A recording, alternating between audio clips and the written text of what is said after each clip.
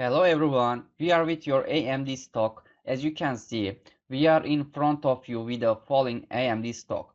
Let's draw our trend lines right away. Let's see what's going on according to this trend line. As you can see, we draw a falling trend from here. Now let's try to draw the same from below, and I think an image will emerge. Let's draw it exactly like this. I will wait a little. Okay. Yes, when we connect the ends of the lines, this scenario here emerges. No friends.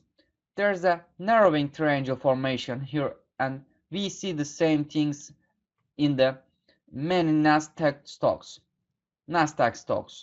Below the level it resides support is the 121 and 122 region, and above the region that is likely to make resistance it is the 162 region, and its current appearance it has also given an reaction. I think the region it will try above will be 162 again.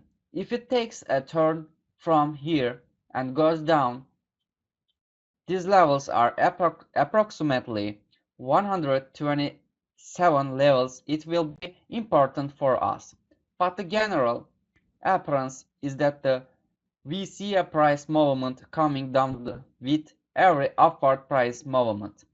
Let's not forget to pay attention to this. Now the price movements are the simplest, as you can see here.